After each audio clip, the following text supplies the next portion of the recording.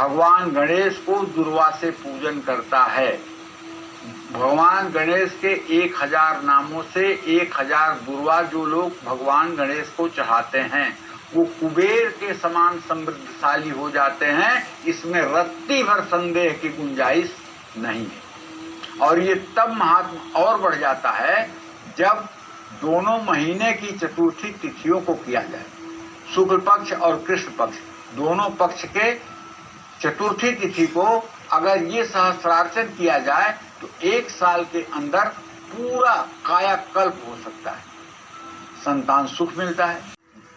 गणेश जी की मूर्ति ले आइए, या धनतेरस के दिन, दिवाली के दिन गणेश की मिट्टी की मूर्ति ले आइए और हर रोज 5 जोड़ी दुर्वा पर चंदन का इत्र छिड़क कर, ध्यान दीजिएगा कौन सा इत्र, चंदन का इत्र छिड़क कर गणेश जी को चढ़ाइए।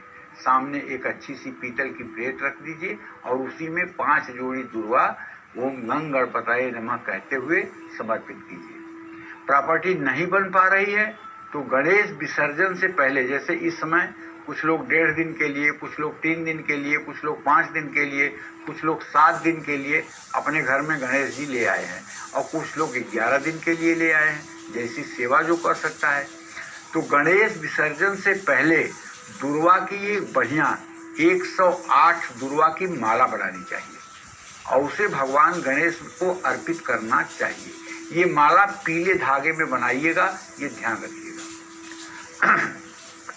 कोई काम अगर आपका लंबे समय से रुका हुआ है और पूरा नहीं हो पा रहा है तो बुधवार या गणेश चतुर्थी के पावन समय में सफेद मंदार के फूल के साथ दुर्वा की जड़ पिरो करके माला बनाइए और ओम श्री श्वेतार्क देवाय नमः इस मंत्र को जपते हुए भगवान गणेश को ये अर्पित करिए। इससे आपके रुकावट में कमी आएगी और आपको सफलता मिलेगी।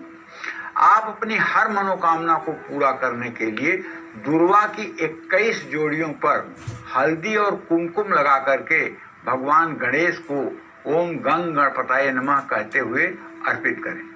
अगर अचानक कोई संकट आ जाए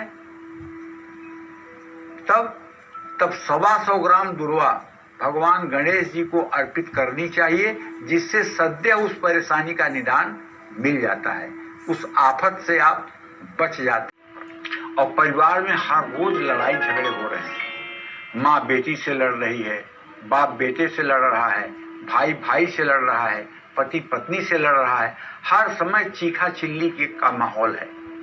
तो देखिए बुधवार के दिन दुर्वा से भगवान गणेश की मूर्ति बना करके अपने पूजा घर में स्थापित कर लीजिए और हर रोज उसकी पूजा करिए। बार बार अगर हर काम में रुकावट आ रही है तो दूब घास को गाय के दूध में पीसकर उससे रोज अपने माथे पर तिलक करना शुरू कर दीजिए। इससे भी समस्याएं कम होंगी।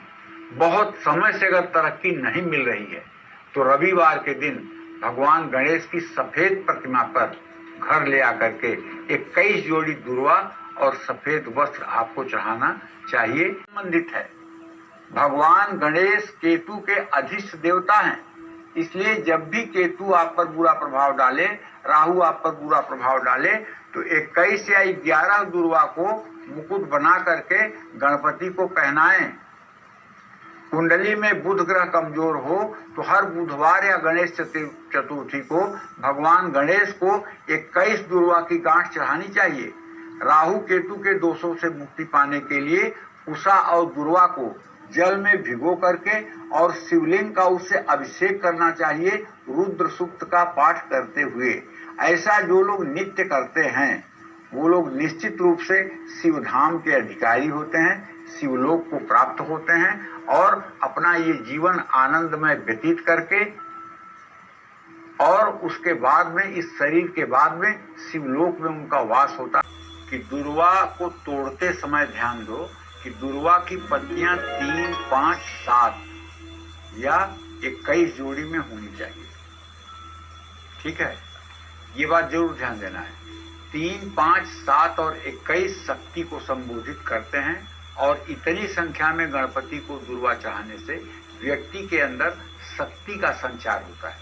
आप कहेंगे शक्ति क्या होती है? अरे आंख को गिरने और उठने में जो ताकत प्रदान करती है उसी का नाम शक्ति है। शरीर में जरा सा कोई भी हलचल होती है और उस हलचल को करने वाली आंतरिक शक्ति का नाम शक्ति है। तो गणेश जी की मूर्ति की लंबाई अगर छोटी है तब छोटी दुर्वा गणेश जी को अर्पित करें, और अगर गणेश जी की लंबाई बहुत लंबी है तो हवन की लकड़ी जितनी लंबी दुर्वा चढ़ानी चाहिए। दुर्वा घास बासी होने के बाद भी गंगा जल से शुद्ध करके और गायत्री मंत्र का जप करके दोबारा इस्तेमाल में लाई जा सकती है। सितंबर के महीने में दुर्वा तोड़कर अपने घर में रखें और पूरे साल इसको आप शुद्ध करके पूजा में इस्तेमाल कर सकते हैं। रविवार को दुर्वा नहीं तोड़नी चाहिए। और एक बात सब लोग ध्यान रखिएगा, कभी भूल करके भी सिंहवाहिनी माँ दुर्गा को दुर्वा मत चढ़ाइएगा। दुर्गा जी को दुर्वा नहीं चढ़ाना चाहिए और गणेश जी को तुलसी नहीं चढ़ाना चाहिए और शिव जी को केतकी और केवड़े का फूल नहीं चढ़ाना चाहिए। इन बातों का ध्यान रखना चाहिए और शालिग्राम पर अक्षत नहीं चढ़ाना चाहिए। ये बात अगर आप ध्यान रखेंगे तो सनातन धर्म की मर्यादा आपके साथ सुरक्षित रहेगी। जय मां विंध्यवासिनी।